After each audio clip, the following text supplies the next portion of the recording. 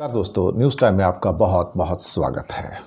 दोस्तों, उत्तर प्रदेश में भारतीय जनता पार्टी की ये हालात अच्छे नहीं हैं।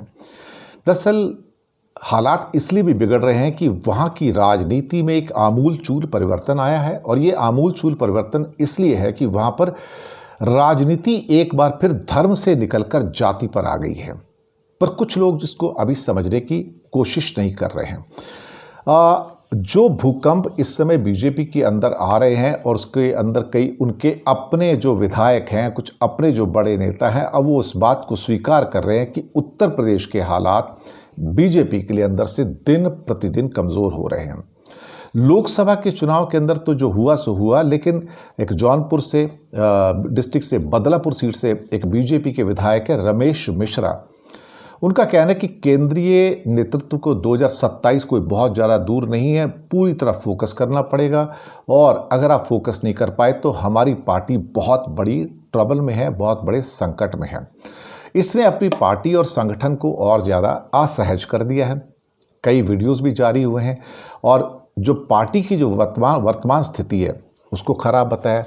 एक और चीज़ इसके अंदर निकल कर आई है, वो ये है कि केंद्र सरकार में योगी और शाह की जोड़ी किसी भी हालत में योगी आदित्यनाथ को, मोदी और शाह की जोड़ी योगी आदित्यनाथ को दरअसल वहाँ देखना पसंद नहीं कर रही है। और कोई भी एक ऐसा मौका आएगा, कोई भी ऐसा हफ्ता आएगा, महीना आएगा जहाँ पर आप शायद देख पाएंगे कि योगी आदित्यनाथ को केंद्र की सत्ता हटाती हुई नजर आएगी, क्योंकि यही एक मुख्यमंत्री हैं टोटल भारतीय जनता पार्टी के जितने भी मुख्यमंत्री हैं जिनमें विद्रोह करने की ताकत है और जो चुनौतियां दे रहे हैं। और भारतीय जनता पार्टी को ऐसे लोग पसंद नहीं आते हैं जो सिर्फ चुनौती देते रहें। इन्हें सिर्फ मोहन मांझी, मोहन यादव जैसे लोग, भजन लाल शर्मा जैसे लोग, या फिर भूपेंद्र पटेल जैसे लोग ज़्यादा पसंद आते हैं, जिनको कहीं भी दिल्ली में बैठ के रिमोट से कंट्रोल किया जा सकता है और इनके पास वर्चुअली अपनी कोई पावर्स नहीं है। ये केंद्र के इशारों पर नाचते हैं और जो भी केंद्र से उनको निर्देश मिलते हैं ये उनके ऊपर बिल्कुल और बिल्कुल अमल करने को तैयार रहते हैं। उनकी तरफ से एक भी ऐसा कमेंट नहीं आता कि हमें ये चाहते हैं, हम पार्टी को ये चाहिए, वो चाहिए। वो सिर्फ ऊपर से वेट करते हैं।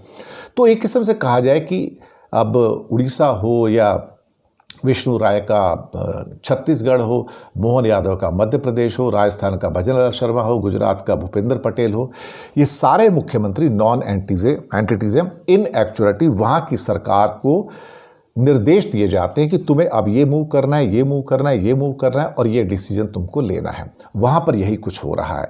लेकिन योगी आदित्यनाथ उत्तर प्रदेश में एकमात्र ऐसे मुख्यमंत्री हैं जो इन निर्देशों को स्वीकार नहीं कर रहे हैं, और ये इनके गले से नीचे उतर नहीं रहा है।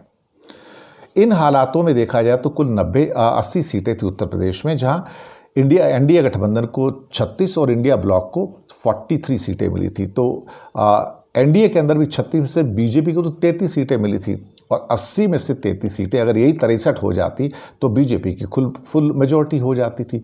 वो हो नहीं पाया, और इसके कारण से बीजेपी को लगता है कि 2 बड़ी स्टेट हमारे हाथ से निकल चुके हैं, और ख़ास तौर से उसमें महाराष्ट्र हाथ से निकला है, उत्तर प्रदेश हाथ से निकला है, और अब महाराष्ट्र का चुनाव भी आ रहा है तो वो भी हाथ से निकलने का चांस है, हरियाणा के निकलने के चांस है।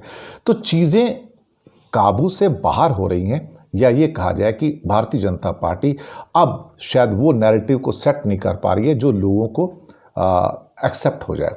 इसके साथ जो अभी 13 विधानसभा सीटों के उपचुनाव हुए, वहाँ भी 10 सीटें इंडिया गठबंधन जीत के अपनी धाक जमाई है, और शायद एक चोट पहुँचाई है एनडीए को कि देखो अब हम तुम्हारी सीटें भी छीन सकते हैं। और इंडिया गठबंधन का जो मोमेंटम है वो बना हुआ है, और कश्मीर में हो, हरियाणा में हो, महाराष्ट्र में हो, या फिर झारखंड में इस साल चुनाव होने जा रहे हैं, इन सब में ये मोमेंटम बना रहेगा, ऐसी हमारी उम्मीद है। और यही भारतीय जनता पार्टी की परेशानी का कारण है कि उनके हाथ से एक एक करके स्टेट्स खिसकते जा रहे हैं। बहुत बहुत धन्यवाद आपका।